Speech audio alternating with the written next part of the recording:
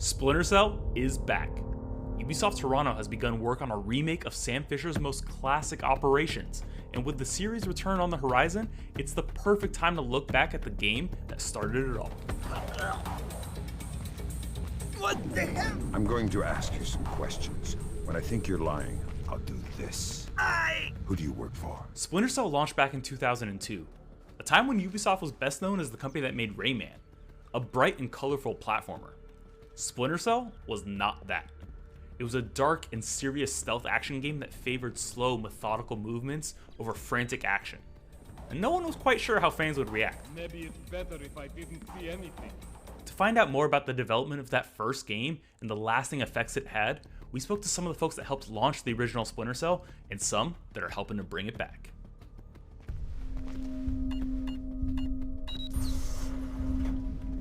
Sam Fisher. I can't believe you beat me here. I like to be early.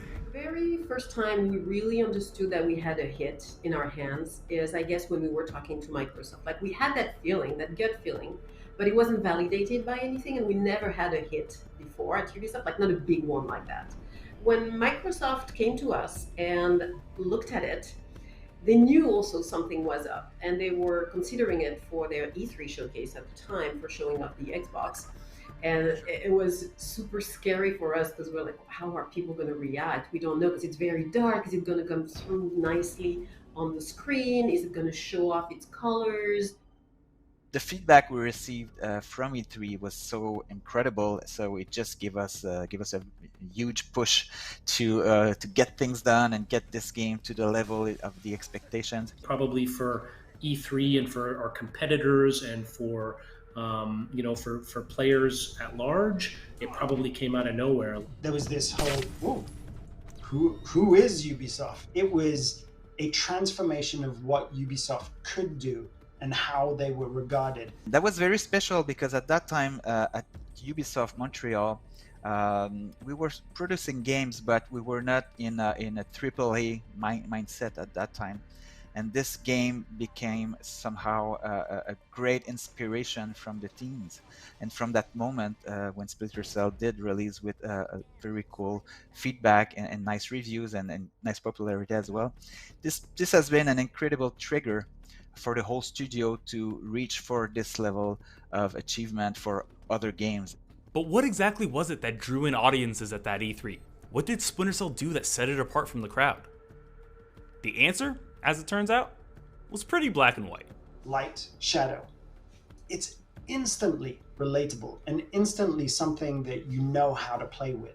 People paid attention because they had never seen such amazing visuals at first. That whole shadow and light was beautiful, and it was giving a dimension that they had never played with. And it had to do with the Xbox and the ability of the Xbox to render these dynamic lights with dynamic shadows and dynamic real-time shadows. And it was really the ambition of the team early on to push the visual fidelity of the game as far as we could. The way art and level design had to work together to deal with, how dynamic lights would affect the gameplay as well as the visuals was probably one of the biggest challenges of development. It was one of those times where a game came out and just really had a brilliant presentation that was so critical for the actual design itself. So you can only imagine how exciting that would have been for the team. The first time we saw the fish tanks that you could shoot the fish tanks and the water would lower down with the stream and down to the level of the bullet hole, and then it would stop, and you could keep shooting it and lowering it. Little tweaks like that, little surprises that people just found the time and the energy to put in to add the polish and the care to the game. That was great. I remember thinking to myself, I was super blown away by the tech advances that were part of that game, the stencil shadows and the moving cloth and the thermal goggles and all of the stuff. And I just remember thinking to myself, how that was even possible at the time. Visually, it was amazing. The light effects were remarkable, ahead of anything else that was being done at the time. But it was even more than that. The use and exploitation of light and shadow set Splinter Cell apart from its competitors. But it would take more than that to deliver on the development team's promise. A promise they felt so strongly about, they put it right on the box art. Stealth action redefined was born out of the fact that this was a challenge to the god of tactical espionage action, which was Metal Gear Solid.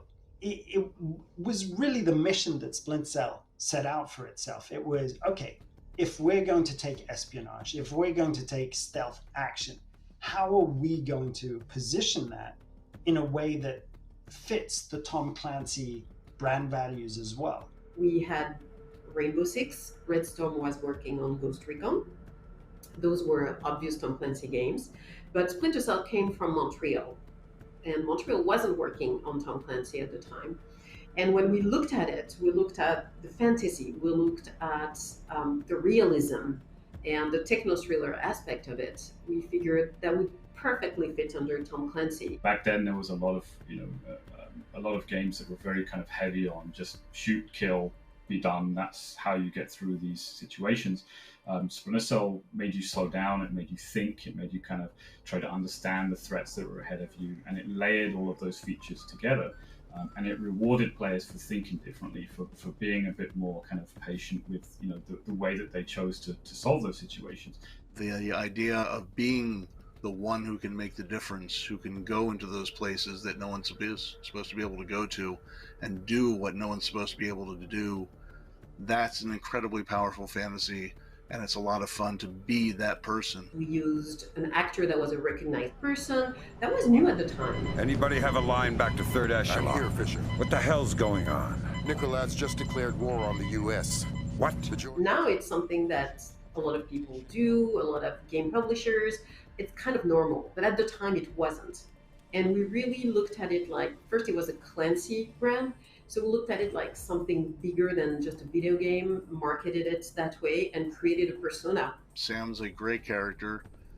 He's smart, he's funny, he's fast, he does what he can do with a minimum of waste. He's high speed, low drag, and he's just an incredibly fun character to play. While Sam is unequivocally the star of the Splinter Cell franchise, let's be honest, he'd get nowhere without his signature night vision goggles.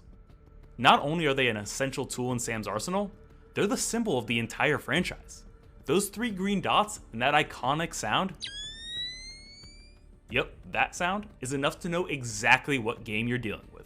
The sound came in very late, and I think that we didn't realize how important and valuable it was until someone said, we really got to have a much more iconic sound in here somewhere. And it had this kind of very military feel to it.